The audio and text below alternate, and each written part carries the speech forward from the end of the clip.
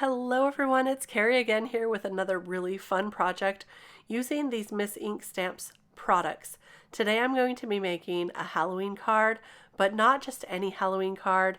I've got this Boo Crew stamp set. I'm going to use these critters and the jack-o'-lantern from that set. I have the Halloween Sentiments set, which is one of my favorites still. I'm going to use this Trick or Treat and the Creep It Real stamp, and then I have this Pumpkin Spice Gnomes. I'm going to use the Pumpkin House for that one, and they're going to go trick-or-treating. And I'm also going to be using these easy lights. We're going to be making a light up card. I had this in my mind for a long time, and I've kind of set up the way that it's going to go so I know just how to stamp it. When you're stamping a card like this and you're doing some masking, you always want to stamp the items that are closest to the front first. And so what I'm doing here is placing it in my MISTI, picking up those stamps and peeling off the pumpkin house so that I can stamp those critters in the front. So normally what you'll do is stamp the frontmost critters and then mask them off, and then you can stamp the rest of your items. So I'm starting with that little ghost rabbit, the ghost mouse, and the jack-o'-lantern. Now I'm bringing in some masking magic, which is going to help me mask those off. I just stamp onto those. It doesn't matter what this looks like. And then I cut those out with my scissors and place them right on top of each character. So you can peel off the backing. It becomes sticky then.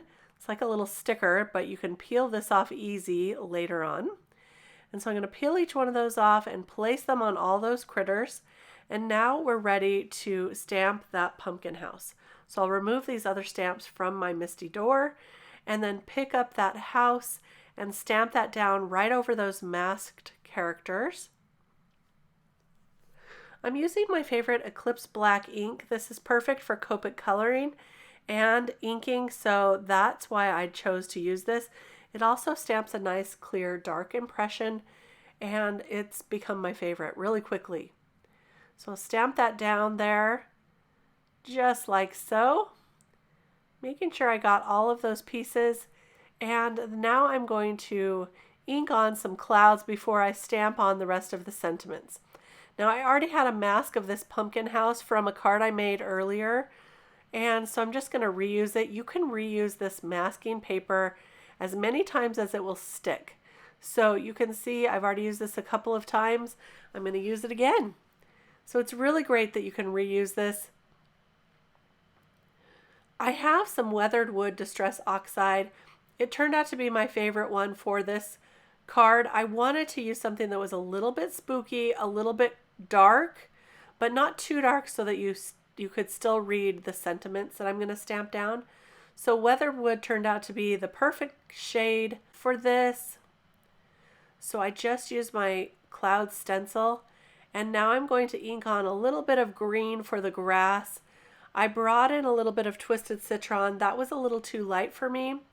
So after I inked on that, I'm going to also bring in some crushed olive. And that's a darker, more olivey green. So I thought that worked a little better for the scene that I'm trying to create here. So I'm going to ink that on as well. I could add a little darker green, but I just chose to leave that as is because I really want these characters to pop.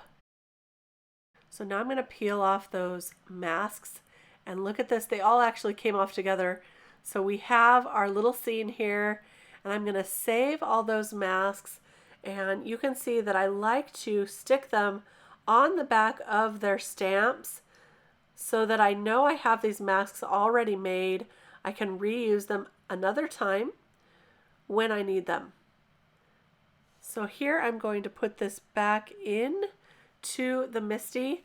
I'm adding the sentiment that says trick or treat and the one that says creep it real and that little spider image.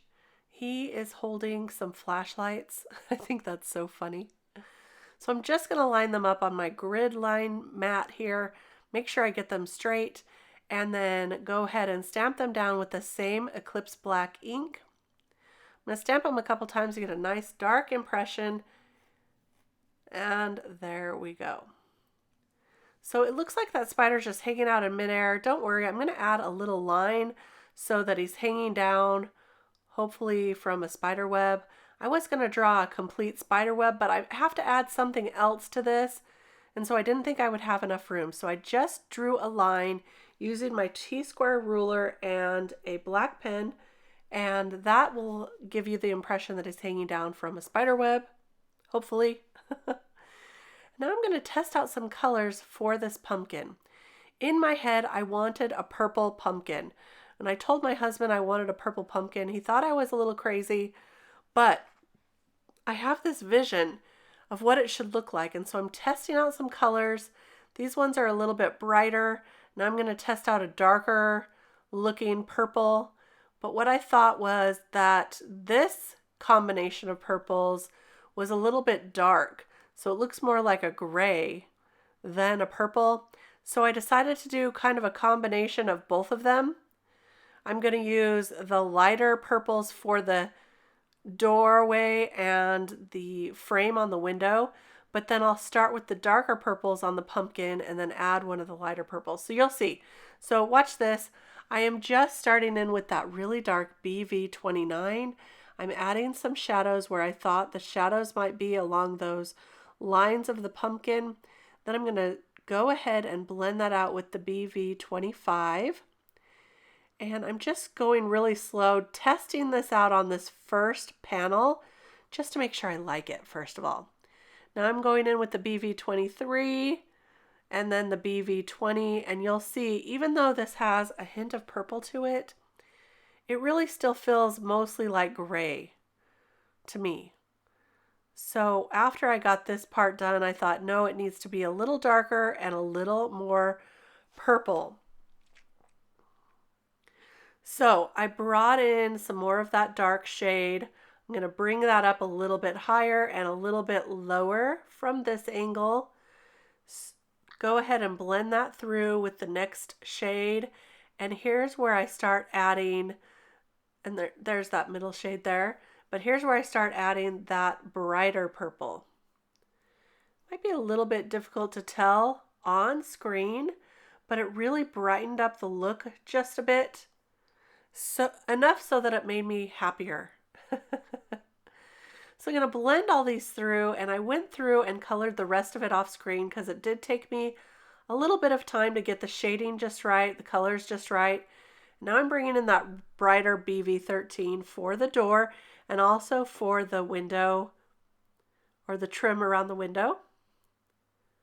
So I'll bring that brightness. There we go. And now I've got a dark collection of oranges. I needed this pumpkin to be dark orange, similar to the darkness of the purple pumpkin, because I want this to look like it's gonna, when it lights up, it's like really gonna light up. So we're starting out with some darker colors, kind of bringing in the spooky, foggy feeling. So you can see I have the colors here on the screen. It's E09, E08, E99, and Y17 for this pumpkin. And I'll just color that through, blending all those sections. After I color it once over, once through, I do bring in the darker colors again to darken it all up. And then that center part where it glows is a brighter yellow color. And I colored that yellow color for the house as well, for the window and the window in the door. And here I am just darkening up that pumpkin a little bit till I am happy. Sometimes I go through a couple of times with the darker colors. That's going to look just great. To color up the stems of both pumpkins, I'm bringing in some darker greens. These are kind of olive greens to match the olive green in the grass. And now I'm thinking about it, these would look great for some grass blades as well. So you can do that if you want to. This is YG 99, 97, and 95 are the ones I used. I also have YG 93 there on the side, so you can add that as well.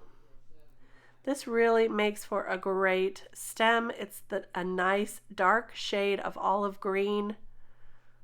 I really like it for these pumpkins. I colored up the smokestack off screen just using some cool grays, and now I'm going to use those same cool grays on our little ghost critters.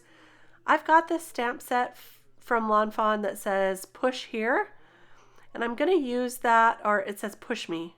Yeah, this particular one says push me. I'm going to use it right above the spider to the right of his little string that he's hanging off of his web.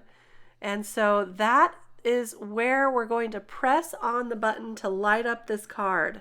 And now it's time to add the lights. Now you might think this is really tricky, but it's not. These are easy lights.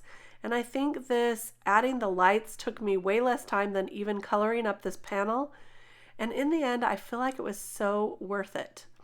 So I'm just going to break apart one of those sets. This comes with 5 sets. I've already used one of them.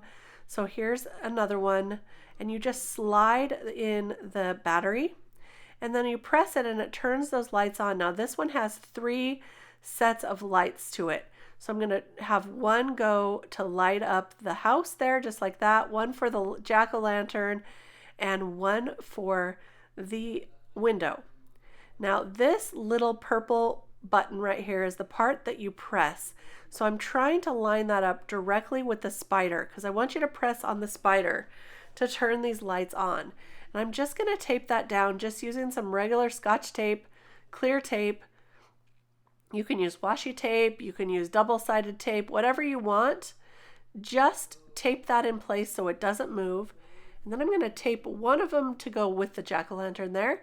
And I'm just kind of curling up these wires so that I can get them in the place that I want them. And then I'm taping them down. So each of those 3 lights will light up a different section of this card. And look at this, it's so cool. I just need to move this one right here to the window to be a little bit more over directly behind that window. There we go, that's better. So now to add this to our card base, you want to use some foam tape. And this is some deep foam tape from Heffy Doodle. It's like double the width of a regular foam tape. And it's perfect because you can use this on these lights and it's not going to keep that button pressed down. You need to make sure you use double width foam tape. Now Pearblossom Press also sells a double width foam tape that's perfect for these lights. So you can do that as well. So I added that all to the back of the card panel and now I'm attaching that to the card base. And look at this. You press on that little spider, you get the card that lights up. It is so cool. I'm turning off a light here, so hopefully it will show better in this video. It's really, really awesome. Here I went into the hallway where it's a little darker so you can see that light up effect. It's so cool on this card. I hope you enjoyed this project today with light up Halloween cards using these beautiful products from Missing Stamps. I had a really great time making it and I can't wait to share my next project with you. I'll be back real soon with more card making inspiration. Don't forget to subscribe to my channel and I'll see you then. Bye bye.